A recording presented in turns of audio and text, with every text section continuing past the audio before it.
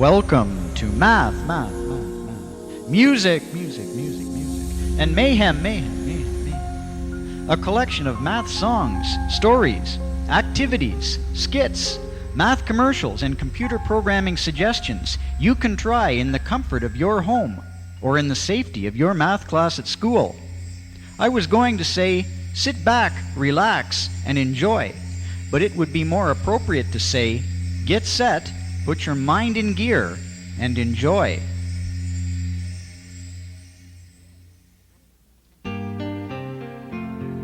Here's something truly excellent.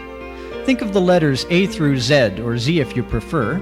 Letter A has a value of 1%, letter B has a value of 2%, C has a value of 3%, right up to Z, or Z, which has a value of 26%. Think of the word excellent. E-X-C-E-L-L-E-N-T. What I'd like you to do is to calculate the total value of the letters of the word excellent. You'll find you get an amazing total. After you've done that, can you find any other words which also produce such an interesting sum? And, as an afterthought, can you write a computer program which would allow you to input the letters of words such as excellent and then calculate and print out the value of that word on the screen? It's truly excellent.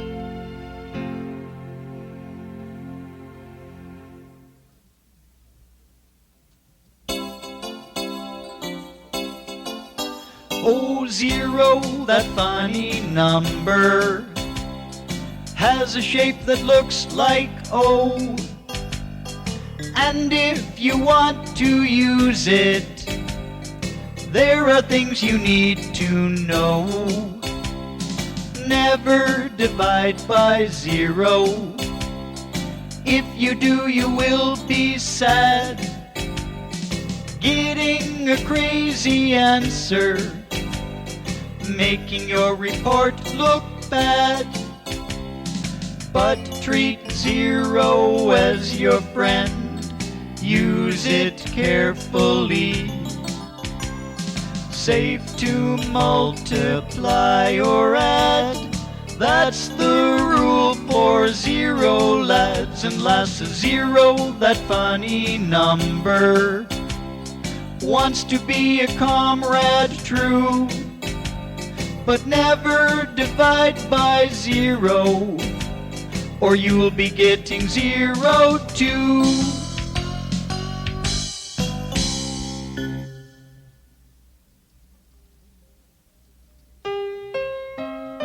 Mozart and mathematics. I heard a radio program not too long ago in which the host was interviewing someone from one of the universities in California.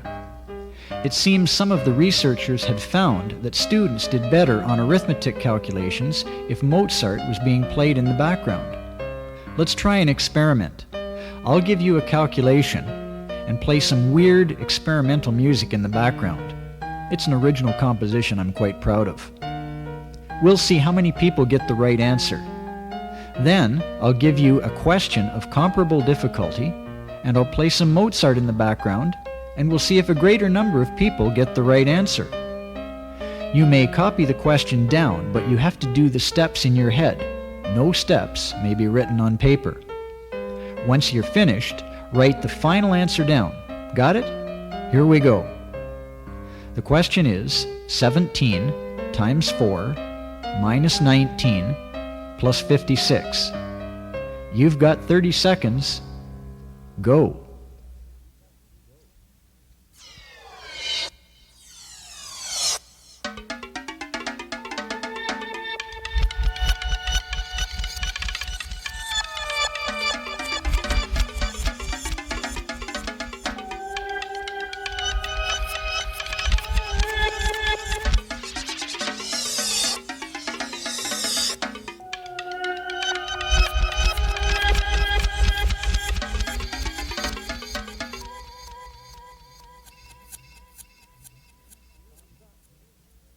Time's up. The answer is 105. Hands up if you got it right. Now, let's try it with the mighty mental massage of Mozart's music. Pencils ready? 17 times 4 minus 19 plus 56. Just kidding out there. That's the same question. Here's the real one.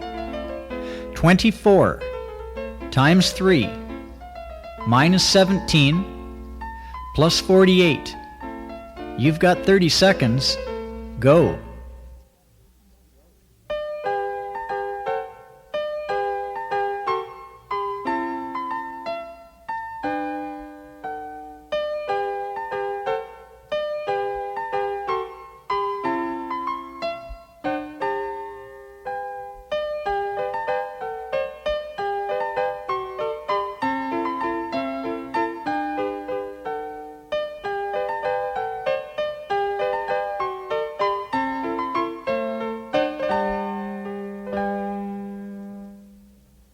Time's up. The answer is 103. Hands up if you got it right. What's the total number of right answers this time? Now for the big question. Did it work? If it did, you might try bringing in a Mozart CD for your next math test. You might play Mozart over the school PA in the morning. You might try falling asleep to the Mozart Top 10 at night. Use your imagination.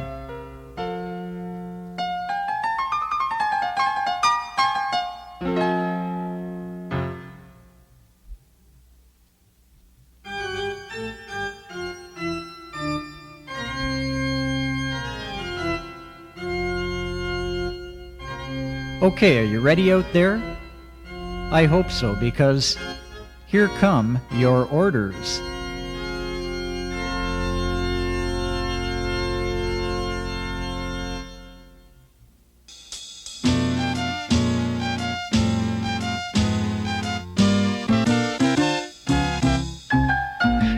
The brackets first, exponents then take flight. Next you divide and multiply in order left to right. You add them and subtract them as you go, and then you shout. That's what BEDMAS is all about. You work in BEDMAS order. You work in BEDMAS order. You work in BEDMAS order. Work in BEDMAS order. You work in BEDMAS order. That's what BEDMAS is all about. And now a subliminal message. You do the brackets first, exponents then take flight. Next you divide and multiply in order left to right. You add them and subtract them as you go, and then you shout. That's what BEDMAS is all about. You work in BEDMAS order. You work in BEDMAS order. You work in BEDMAS order. Work in BEDMAS order. You work in BEDMAS order. That's what BEDMAS is all about.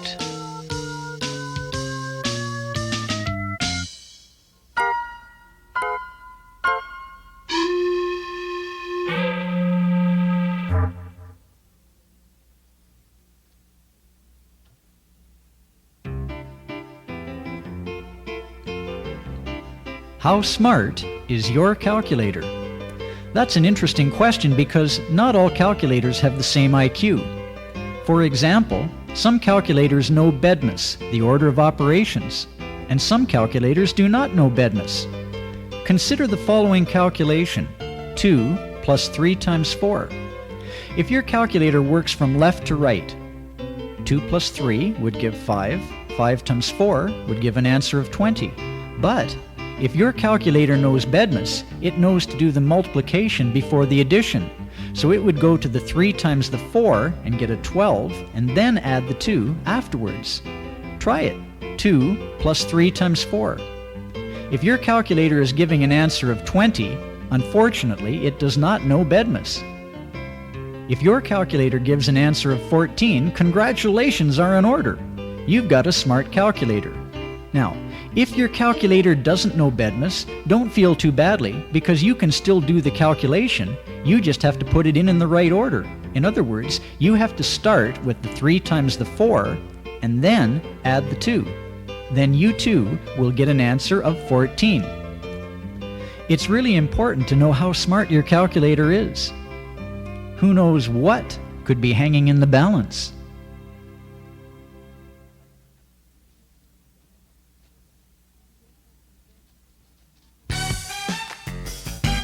The skill testing question. I'm going to sing you a song about a young man who hates winter and would really like to be able to escape to Florida. The problem is, he doesn't have the cash. When the song is over, we'll look at a contest where the prize was a condominium home in Florida.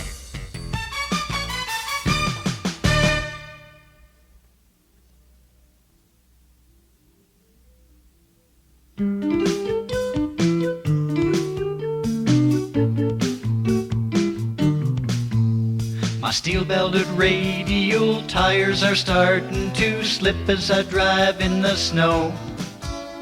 My heater ain't working, I'm freezing my tail, 'cause outside here it's 30 below. My fingers are numb and my breath is a vapor trail. This awful wintry blow is causing me pain. Why would anyone live here is something that I'll never know. So won't you buy me a condo in sunny Orlando, where I can go out wearing shorts, play golf with my buddies, drink beer in the sunshine, and score on the shuffleboard courts. Visit Busch Gardens, see girls in bikinis or less, 'cause they're down there, I'm told. Buy me a condo in sunny Orlando, Dad, don't leave me out in the cold.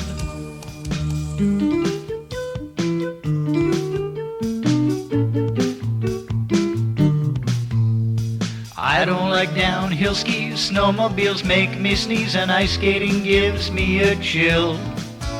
So shove your toboggan right up in your attic, 'cause if you won't, you know I will. Scraping this freezing rain off of my car again surely is making me blue. Something much better than Eskimo weather is waiting, so Dad, please won't you call up and buy me a condo in sunny Orlando. Yeah, Disney World's not very far. Grandma and Grandpa are living in Tampa, and I'd like to be where they are. There with the retirees, I'll live a life of ease, no need to move when I'm old.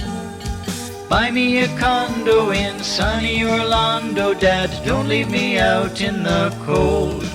Come on and buy me a condo in sunny Orlando, Dad, don't leave me out in the cold. Life won't be very hard, I'll have your credit card. Goodbye to all this snow.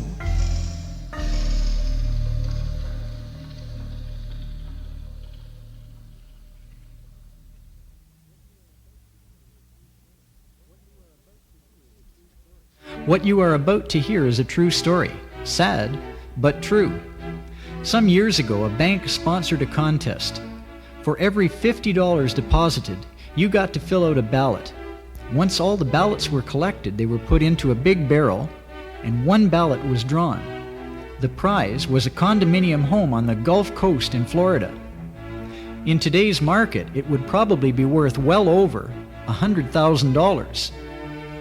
In order to win the prize, the contestant whose name was drawn had to answer the following mathematical skill testing question.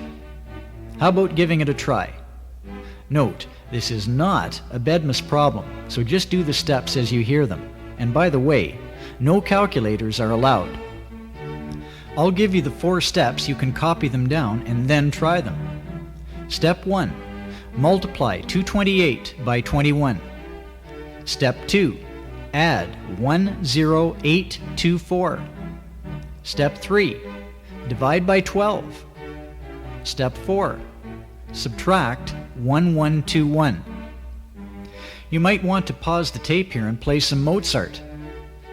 Once you have given yourself a reasonable amount of time, press play and we'll continue.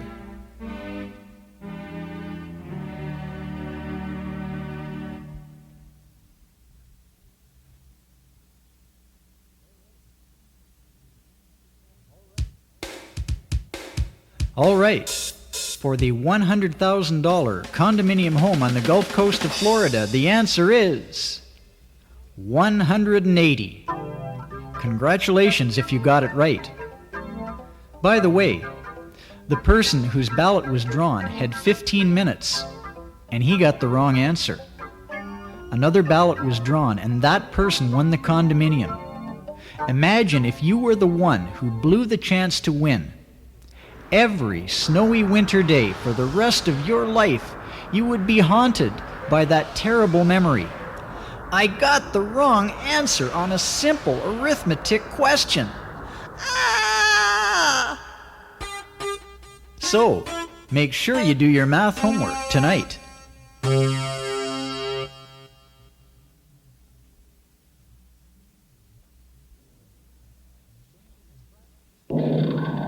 Changing a fraction to a decimal. Have a listen to this.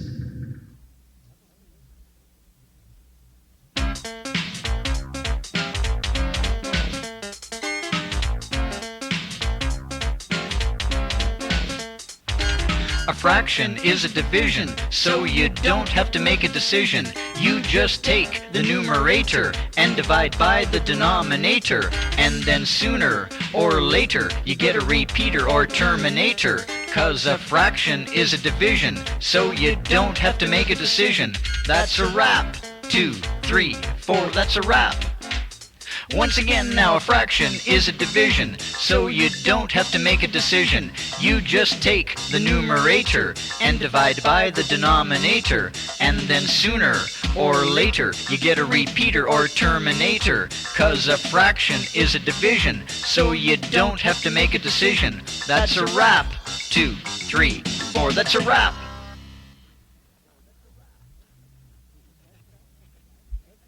Did you catch that? Every time you change a fraction to a decimal, you get either a repeating or a terminating decimal.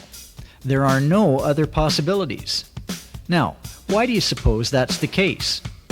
Well, I could tell you the answer, but I think I'll just suggest how you can find out for yourself.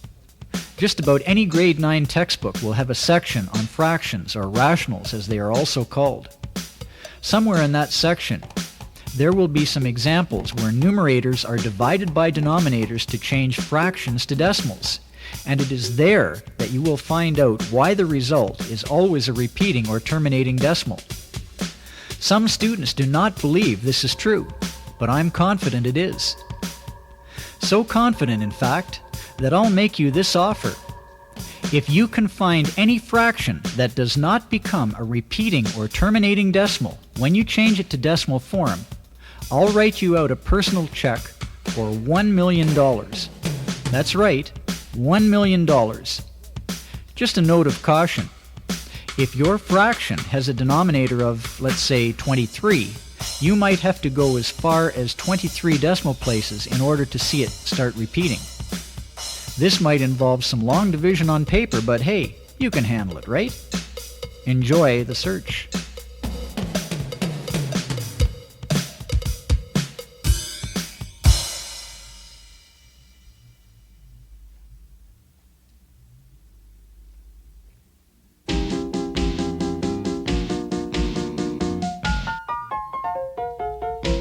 News item.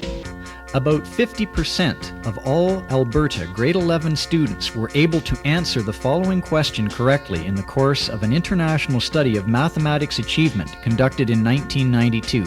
Here's the question. 30 is 75% of what number?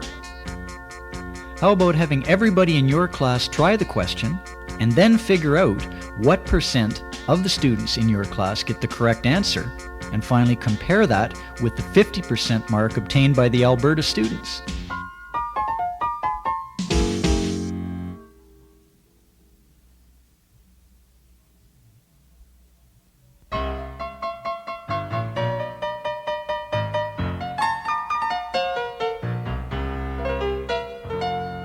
Adam, why are you hugging your math textbook? For inspiration, Eve. I have a percent test next period. What are the chances you'll pass? Oh, I'd estimate my chances as being 100%, Eve. You see, I wrote myself a percent song so I could remember everything I need to know about percent. Want to hear? Well, I'd love to, but I really should be getting to my history class. Eve, it'll just take a minute. I've got my keyboard right here, and I brought your bass along. Here, strap it on, Eve. Key of F. Here we go.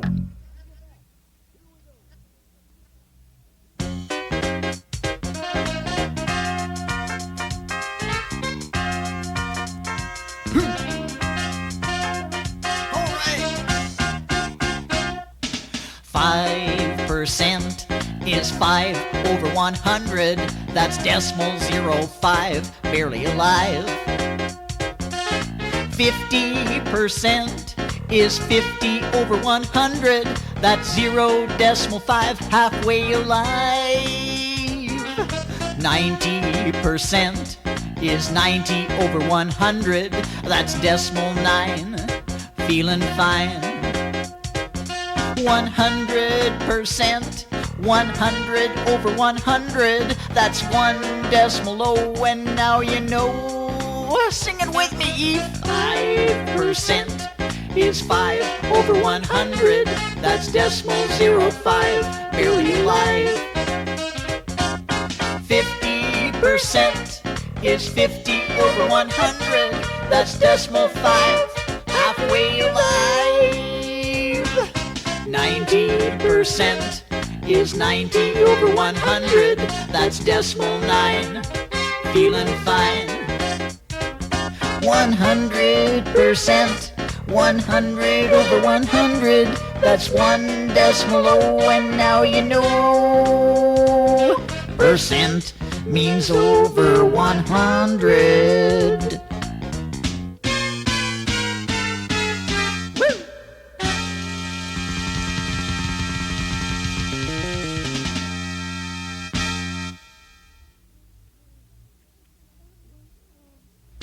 That was, how shall I say it, stimulating, Adam, but I really gotta run. Yeah, I understand. Say, what's the topic in history today? The 30-Year War in ancient Mesopotamia. Hey, I have a song about that too. Want to hear? A song about the 30-Year War? No, I don't have time. Wait, Eve, I'll give you the abridged version. Just covers 50%. The first 15 years. Definitely not, Adam. The 10% version then. Only 3 years worth, Eve. I'm out of here. Well, how about the 0.1% version? That's only 10.95 days, or 10 days, 22 hours and 48 minutes worth. I won't do a second more, Eve. I promise.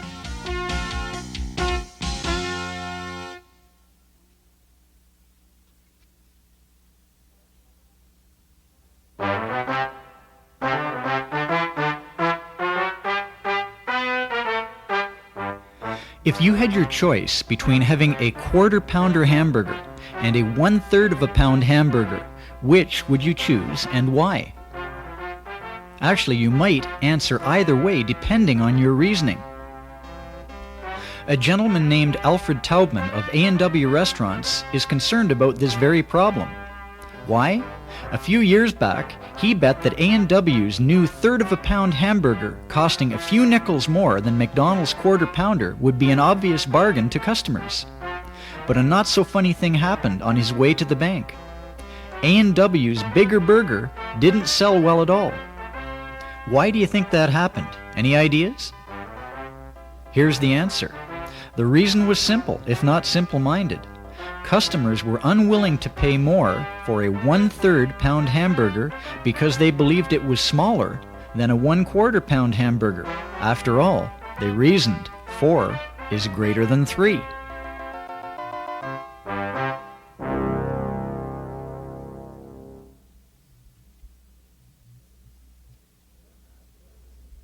The math weather report for today calls for a shower of problem solving, beginning as the bell sounds to start your mathematics class. It will continue intermittently for the whole period. So, Make sure you have your brain engaged. That way, you won't be afraid to venture out into foggy algebraic terrain. If you are willing to search for a solution to your problems, all will be well. The sun will come out, the light will come on, and everything will clear up. Sounds like a great day ahead. Gee, thanks for the fine forecast. Hey, no problem.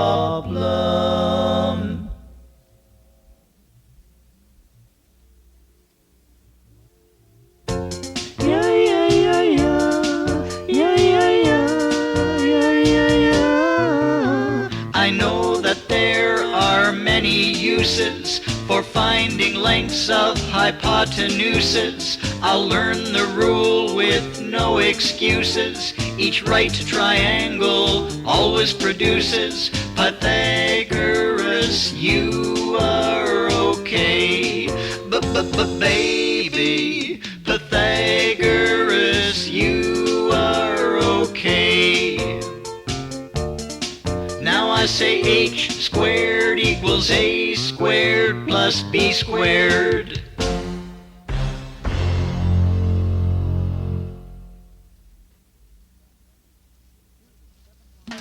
Here's a 7-line computer program in the language called BASIC, which will produce a neat set of Pythagorean triples.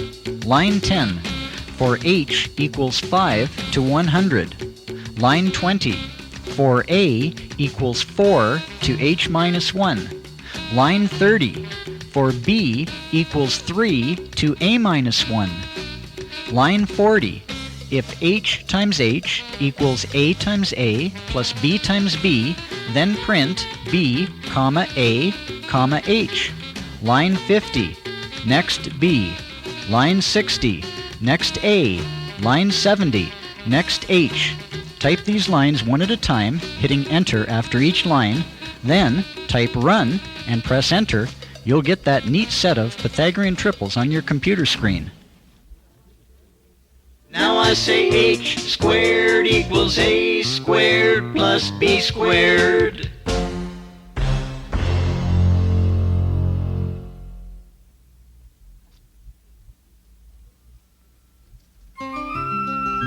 What if we considered the digits of the year 1995 and allowed ourselves the operations of addition, subtraction, multiplication, and division?